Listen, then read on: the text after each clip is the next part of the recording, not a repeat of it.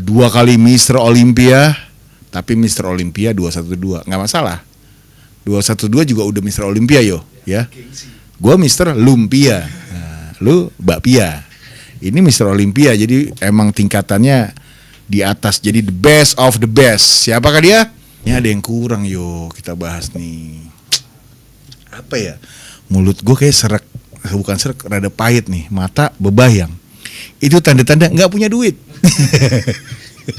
Franco Colombo itu punya badannya nggak tinggi, dia kayak sebahunya Arnold lah tingginya. Cuman itu dia kuat banget. Saking kuatnya Franco Colombo sama yang main huluk si Lou Ferrigno pernah jadi atlet World Strongman. Fisik terbaik binaraga tuh ya Kion Prodigy ini, dengan pinggang kecil, backnya lebar, bahunya lebar, tangannya gede, sweep pahanya bagus, betisnya bagus, hamstringnya gokil.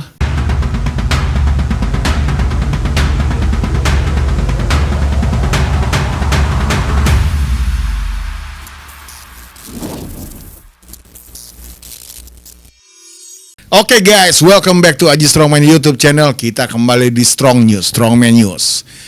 Kali ini gue mau ngebahas seorang atlet yang cukup fenomenal, dua kali Mister Olympia, tapi Mister Olympia 212 nggak masalah. 212 juga udah Mister Olympia yo, ya. Gue Mister Lumpia, nah, lu Bakpia. Ini Mister Olympia, jadi emang tingkatannya di atas, jadi the best of the best. Siapakah dia? Kion Prodigy. Kenapa si Kion ini? Kion itu karena dia mengikuti dua jejak IFBB Pro yang lainnya. Pertama sebenarnya ada 3 ya. 4, sorry. Pertama yang pindah kelas nih awalnya Derek Lunsford. Dia dari 212 ke Open. Terus ada Chris Bumstead. Dia dari Classic Fisik ke Open, tapi pas retire. Yang lagi hot, Earth, dari Classic Fisik ke Open, langsung menang, langsung Olympia. Dan satu lagi nih si Kion Prodigy nih. Si Kion, dia ada rencana mau tahun ini, kan Oktober ini awal Mister Olympia nih. Nanti di akhir Oktober dia akan ikut pertandingan pro lagi, namanya Prague Pro di Eropa, itu tanggal 28 Oktober. Akhir Oktober dia mau coba Open Class. Apakah 2026 itu menjadi tahun debutannya si Kion ini di Open Class? Apakah bisa menghancurkan Heidi Chopin dan Derek Lunsford? Atau bahkan bisa menghancurkan Samson? Kita bahas. Tapi sebelum itu kayaknya ada yang kurang yo, kita bahas nih. Apa ya? Mulut gue kayak serak, bukan serak, rada pahit nih, mata bebayang. Itu tanda-tanda nggak punya duit. Kayaknya gue tadi nyetir ke sini tuh jalannya miring kiri terus. Di sirkuit itu Kayaknya gue butuh yang seger-seger nih, yang membuat mata gue melek gitu ya. Ada nggak yo? Ada. Apa yo? Duit. Balik lagi dong, itu duit doang ya. Apa nih yo? Wah, kopi tubruk gajah emang menemani di saat yang tepat. Itu slogan dibikin sendiri. Bukan dari kopi tubruknya. Jadi emang enggak, kita ngomong sedikit kopi ya. Dari ngomong Kion ke ngomong kopi. Tapi kopi itu entah kenapa kopi tubruk gajah ini kan kopi black coffee. Kadang kalau mood kita lagi jelek, coba deh kalian ngopi. Kalau makin jelek, emang ada yang salah di diri Anda. Kopinya harus kopi tubruk gajah. Wah, lu udah mulai jilat lu. Oke, sebelumnya kita bahas Kion Prodigy adalah kita ngomongin Mister Olympia. Ini kan dari 212 division, itu 212 tuh kayak under 100 kilo ke bawah lah ibaratnya, atau 95 ke bawah. Jadi ini kita tarik sejarah sebentar ya. Kion Prodigy ini kan berarti atlet yang badannya tidak terlalu tinggi dan tidak terlalu berat, karena di kelas 212. Tapi ini ada catatan ya. Dari zaman Mr. Olympia Arnold pun beberapa atlet binaraga pro itu tubuhnya pun nggak gitu besar. Pertama ada Franco Colombo, itu bestinya Arnold, latihan bareng, makan bareng, mungkin tidur bareng juga kali ya. Jadi si Franco Colombo ini pernah jadi satu Mr. Olympia di 1981 atau 82, gue kurang tahu tepatnya. Dia tuh jadi Mr. Olympia yang open, lawan yang gede-gede itu kayak Lou Ferrigno, terus lawan banyak deh, pokoknya yang atlet-atletnya gede-gede. Nah, Franco Colombo itu punya badannya nggak tinggi, dia kayak sebahunya Arnold lah tingginya. Cuman itu dia kuat banget. Saking kuatnya Franco Colombo sama yang main huluk si Lou Ferrigno pernah jadi atlet World Strongman. Mungkin itu eksibisi ya. Jadi dia bisa bengkokin ngebending besi baja, tau nggak yo? Yang kayak rangka buat ngecor rumah. Bukan, buset, ngebengkokin per mah. Ini lurus, dibengkokin pakai palanya, ditaruh di ini, dibengkokin gitu. Sama dia bisa niup alat yang buat ngompres kalau badan kita anget tuh. Kan ada yang dari karet tuh, yang isinya air anget. Nah ya, itu dia bisa tiup sampai meledak. Dan si gua amazed-nya lagi adalah ada satu quotes-nya si Franco Colombo yang menjadi quotes gue juga, ya terserah lah orang boleh bilang apa. Dia bilang gambarnya Franco Colombo lagi deadlift sekitar mungkin 700 lbs ya, 320-an kilo. Tulisannya belt only for a pussy. Anjay, itu keren banget. Jadi artinya kalau lo nge-gym pakai belt atau deadlift pakai belt, lo kayak cewek. Nah itu gue cuman mengartikan ini ya harfiah ya, cuman kan itu mungkin sarkas gitu atau kayak sindiran, kayak zaman sekarang kan ada cowok deadlift cuman 2 plate aja, wah pakai belt segala, pakai strap, ternyata kita nggak tahu dia pernah bekas cedera ya. Jadi emang kita nggak boleh ngejudge orang, siapa tahu emang dia lemah atau emang dia ada trouble di backnya dia gitu. Balik lagi ke Franco Colombo, ini orang kuat banget dan badannya itu komplit banget kayak Arnold cuman versi mininya. Nah dia akhirnya dia jadi Mr. Olympia sekali. Dan ada juga nih yang fenomenal itu namanya Lee Priest. Lee Priest ya benar, cuman Shawn Ray juga badannya nggak terlalu besar.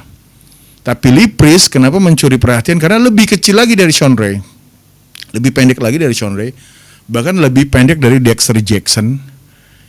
Dan Lee Priest itu hampir selalu masuk top 6 Mr. Olympia di era tahun 92 ke atas sampai tahun mungkin 99 kali ya tuh eranya Lee Priest tuh.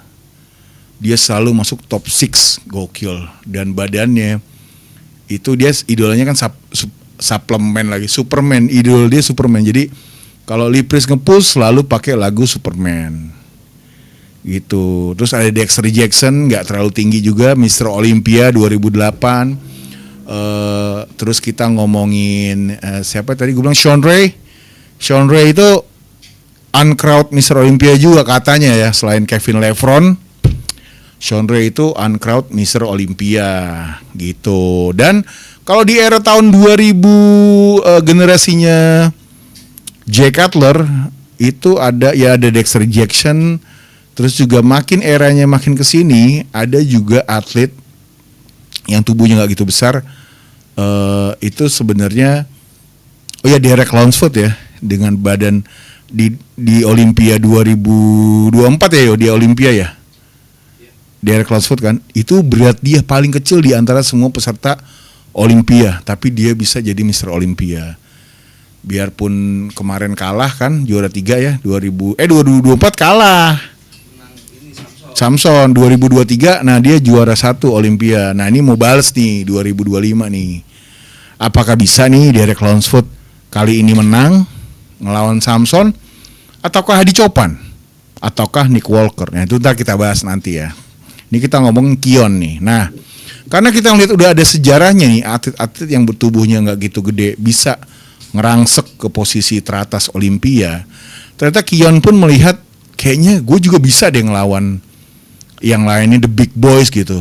Kenapa dia bilang gitu? Karena mungkin dia lihat Earth itu kan kalau di klasik aja Earth itu juara 3, kalah sama Chris Bumstead, kalah sama Mike Summerfield. Tapi pas di open class si Earth itu 2 kali juara pro show loh, Earth. Jadi kan kemungkinan kalau ikut Olympia, Earth itu pasti atau minimal masuk top 8 gitu loh. Itu hitungan kasarnya gitu loh. Nah kalau Chris Bumstead dulu ikut open class tapi ketemu Martin Fitzwater. Nah kebetulan Martin itu kan juara 4 Olympia. Jadi kan ibaratnya Chris Bumstead ngelawan yang juara 4 Olympia aja bisa 1-2. Jadi kemungkinan emang atlet yang tubuhnya indah di kelas yang lebih kecil, kalau naik ke atas ke kelas yang lebih berat dan ditambah beberapa kilo berat badannya ditambah, itu badannya itu kayak keren banget pasti. Nah, Keon nih, kita lihat dulu badannya Keon lagi nge-push nih. Ini tampak depannya, nah ini ada tampak belakang, dan kalian lihat sendiri kan, Keon itu, wah ini kayaknya salah satu fisik the best ya. Si Lee Haney aja pernah bilang nih di suatu sosmed, dia bilang fisik terbaik binaraga tuh ya Keon Prodigy nih, dengan pinggang kecil, backnya lebar, bahunya lebar, tangannya gede, sweep pahanya bagus, betisnya bagus, hamstringnya gokil, apalagi chestnya tebel, picking bicepnya juga tinggi, ngepushnya keren. Ya cuman ya itu mungkin karena keterbatasan tinggi badan, jadi badannya kayak udah full, udah penuh gitu loh. Coba kalau kayak badannya seperti Keon tapi tingginya kayak Big Ramy, wah itu udah nggak bakal kalah gue rasa 10 tahun, kecuali dia meninggal ya. Kalau meninggal kan otomatis langsung kalah. Nah itu dia mungkin alasan ini yang membuat Keon percaya diri di 2026 nanti dia mau di open class. Tapi untuk 2025 nih, ini dia tuh mau memastikan dia itu di 2122 dulu ya, minimal 3 kali juara Olympia berturut-turut. Udahlah cukup ya, 3 kali kan udah nggak perlu ngebuktiin apa-apa lagi kalau 3 tahun berturut-turut. Ya udah saatnya pindah ke open, dan menurut gua itu adalah keputusan yang sangat tepat Mas Keon. Karena buat apa lagi 3 kali juara Olympia 212 buat apa? Mendingan naik. Kalaupun kalah atau top 5 atau top 4 nggak masalah. Tapi Mas Prodigy nih, Mas Keon itu udah berada di top 6-nya atau di first call out. Nah itu udah tinggal menunggu waktu aja. Kalau bisa mungkin kayak sekitar, kalau gue lihat sih kayak 2-4 kilo badannya, ototnya ditambah nih Mas Keon. Aduh kayaknya Derek Lunsford ketar-ketir gitu. Nick Walker pun yang segitu freaknya, segitu mutantnya, akan susah untuk ngelawan Mas Keon. Dan prediksi gua, Mas Keon kalau emang benar-benar di open class, ini suatu catatan ya, kalau ternyata size nggak segalanya di Olympia. Biarpun ada yang orang bilang kan, ya tapi kan Olympia tuh gede kering, tapi enggaknya kalau paket badan kita lengkap, indah, simetris, posing, size, conditioning, kalau itu ada semua, gua rasa yang gede-gede itu akan bisa kalah dengan yang sempurna seperti ini gitu Mas Keon. Oke, semoga penampilannya di Olympia ini lancar, semoga juara lagi Olympia, dan kita tunggu di akhir Oktober ini apakah Mas Keon bisa juara 1 open class dan langsung mendapat mesti 2 kali ya 2 pro card ya, 2 pro show. Kalau bisa 2 pro show bisa Mas Keon ikut dan menang, otomatis ke Olympia 2026. Tapi gua rasa Keon Prodigy bisa lah masuk open class, menang lagi. Oke guys, thank you and we close this.